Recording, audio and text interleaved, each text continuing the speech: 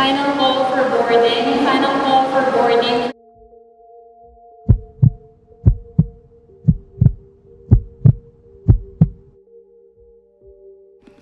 I'm a 20-year-old woman, but this happened when I was 18. I was flying red-eyed to New York from Vegas. I was flying to go see my grandmother in the hospital. Before the plane was in at the airport, I went to one of those pizza and donut shops and was standing in line. Since my knee was bad, I leaned against a table. This guy got in line after me and tried to make small talk. I just wanted my pizza and to be left in peace. Here's where it gets weird. He starts asking personal questions like where I lived and asked if I had a boyfriend.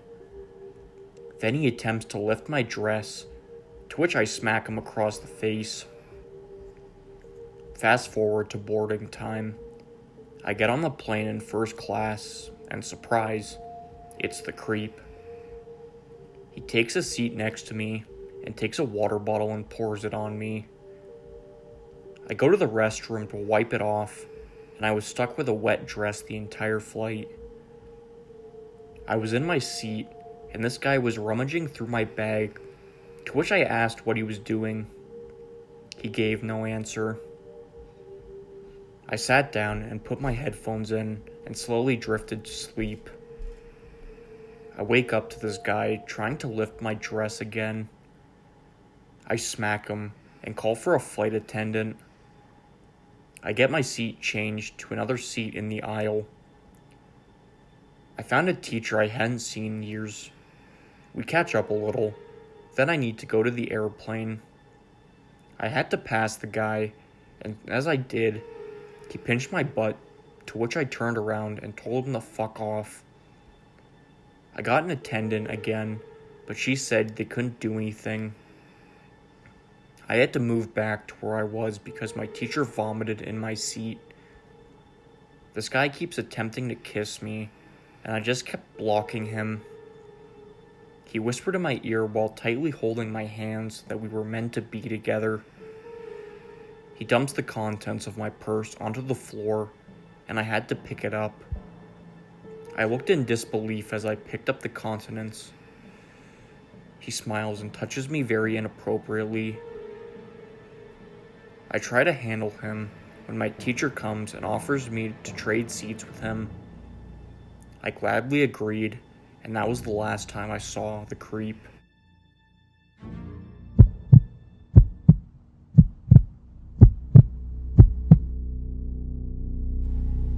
I'm 14 years old. At the time that this happened, I was around 5 or 6. This was just after Madeleine McCain went missing. If you don't know who she is, she was an English girl who was kidnapped from her hotel room while her parents drank with their friends in the hotel restaurant in Portugal. At the time, we were on holiday in Spain, but news of Madeleine spread everywhere fairly quickly, and lots of people ended up getting held up at the airport, asking if they'd seen her. Now, Madeleine was 4, and I must have looked forward to this security guard as he comes up to my family and keeps pointing at my mom, asking if I knew who she was. I don't know many 5-year-olds who know their mother's real name, but I was not one of them, so of course I just answered that she was my mom. He keeps asking and asking if I was sure, and at this point, we've been held up for around 10 minutes by this security guard, and my mom's getting annoyed. So she asked what the guy's problem was. He seems to have thought I was Madeleine, which I know, believe me, it's a rubbish reason, as I have brown hair, and Madeleine has an eye defect, whereas I do not. Around the same area on my eye was a darker color when I was younger, or at least appeared that way, so for that reason I can probably understand why we got held up rather than the numerous other children. Maybe also the fact that while I'm Scottish, I've been mistaken several times for an English person by my accent. Practically every other child there was American, but the rest of my face was completely different, and you could clearly see the family resemblance between my mom and I. This experience led to the rest of the airport staff treating us weirdly, and a young me spending way too long researching Madeleine McCann's disappearance. My sister actually got told she wasn't allowed to let me on the computer because I'd sit for hours researching her, and at this point I could probably still write an essay on her disappearance. Anyway, not exactly the creepiest encounter with security, but it was scary enough that I remember having a few nightmares about it for the month after.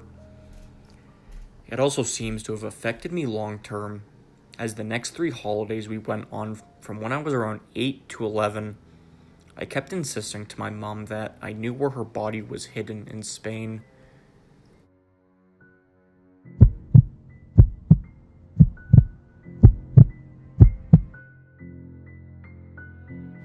This happened years ago. I'm a female, and at the time my sister and I were about 14 or 15. We had previously flown as unaccompanied minors for years without incident. This was the only remotely frightening encounter we've had. We were flying to Russia and had a layover at a major US airport. There were 2 hours left before boarding, but at the time, we were waiting by the counter to sort out a paperwork issue. I was leaning against a pillar and chatting with my sister when a man stumbled into the gate. At first sight, he looked like an average 30-something Russian male. Close-cut brown hair, slightly balding, average height, wiry build. He was wearing black loafers, jeans, and a t-shirt with a denim jacket on top. None of this was unusual, but what drew my attention was that he had nothing with him except a single tennis racket, without a case or a bag. When he came a little closer, I realized the reason for his strange gait, even from several feet away. I could tell that this guy had seriously overindulged on the duty-free liquor. I made some sort of stereotypical comment to my sister, and dearly hoped that I wouldn't have to sit next to him on the plane. The man continued his drunk shuffling until he and I unexpectedly locked eyes. He raised his head, broke out into a huge grin, and started walking towards us. This was where I started getting nervous, because I could already tell that he was up to no good. He stopped and asked us, "Do you girls speak Russian?" Note, girls is not synonymous with young woman in Russian, so he could clearly tell our age. I was going to pretend that I didn't speak Russian, but my sister slipped up and told him yes. His leer widened. He asked us if we lived in the vicinity of Moscow, to which we answered that we did. At this point, he looked positively gleeful, which made me feel even more uncomfortable. He then asked us if we had someone waiting to pick us up, and I profusely assured him that we did. The man, slightly crestfallen, replied, "That's a shame, but if you girls have any problems getting home, you can always come with me." I politely but firmly made it clear that we were not interested. He finally took the hint and left. My sister and I exchanged disgusted looks and had an awkward laugh. The lady at the counter, who had witnessed the whole exchange, seemed worried for us and made sure that we were all right. After she finished our paperwork, my sister and I went to the seating area and forgot about the man for a while. A few minutes later, I saw him come back from wherever he had been. Thankfully, he didn't notice us this time. He plopped down into one of the seats and immediately fell asleep.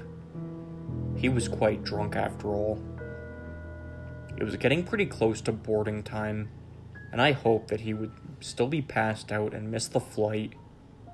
However, everything turned out even better. Some concerned citizen, likely the employee at the counter, had told airport security about the man. It felt really satisfying to see him being walked away by the TSA, and knowing that he would probably be locked up for at least one night. To me, this is mostly a funny story I'd tell my friends, but people actually do get kidnapped like this in Russia. It's a little chilling to think what could have happened if he wasn't drunk, and if his scheme had actually worked.